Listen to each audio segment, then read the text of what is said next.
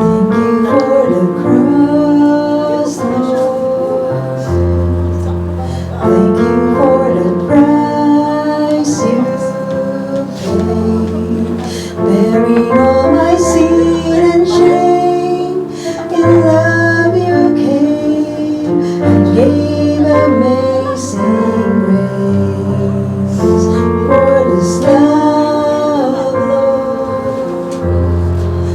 Thank you for the nail-pierced hands.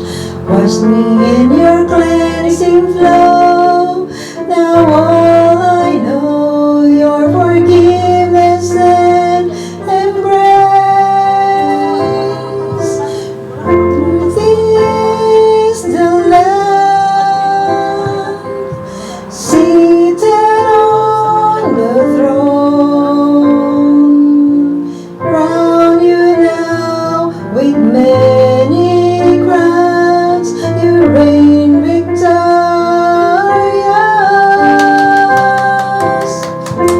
and lifted up. Jesus, Son of God, the darling of heaven, crucified. Worthy is the Lamb, is the Lamb.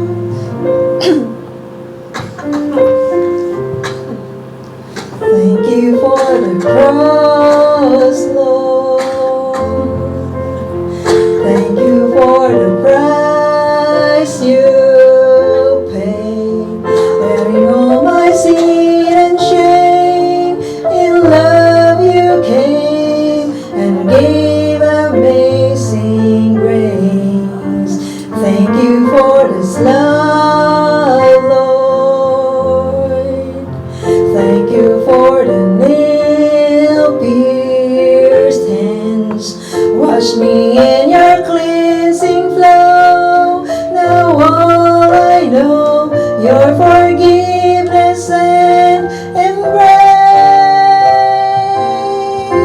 This the Lamb seated on the throne.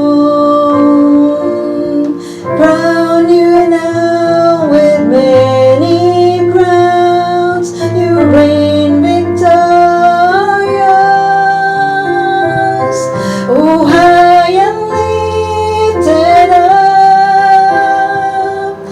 Jesus, Son of God, the darling of heaven, crucified. Worthy is the Lamb,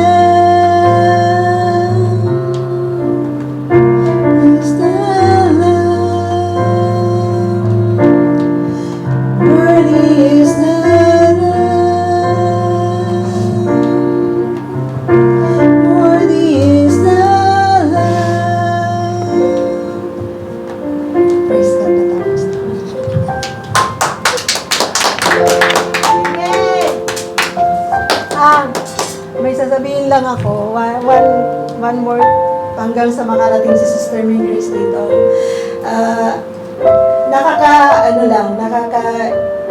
Parang kanina, di ba, kinanta ng 2 beses. Yung, nung kinanta ko yung, thank you for this love, Lord. Thank you for the nail-pierced hands. Kasi, yung pagmamahal ng Panginoon, mga kapatid, na nagbigay ng way upang ang Panginoong Jesus ay mapako sa krus at iligtas tayo. Ito yung favor na way natin. Ito yung favor na binigay ng Diyos upang makakonect tayo sa Kanya.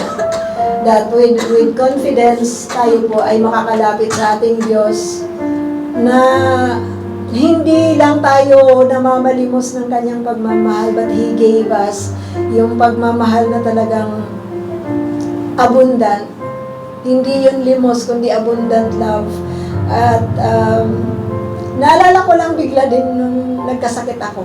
Diba? Kasi it is all the favors na naranasan ko ay naranasan ko yun dahil anak ako ng Diyos. Without God in my life, siguro wala kayo, walang mag-aalaga sa akin. And without God in my life, walang comfort, wala akong mararamdaman na peace sa gitna ng mga pagsubok na yun. Kasi totoo nga na yung hindi mo mapaliwanag na peace ay mararanasan mo sa Panginoon. Na sa gitna ng bagyo, sa gitna ng malakas na bagyo, you will really experience yung hindi mo mapaliwanag na kapayapaan sa presensya ng Panginoon. At yun yung naranasan ko nung nasa ospital ako. Hindi ako nagkaroon ng fear. Parang nito na lang, nung nagtatrabaho na tuloy ako, na-stress na naman ako. So yun, nakakatuwa lang, napakabuti po ng Panginoon. God bless po sa inyo, sa ating lahat, at purihin po ang Lord.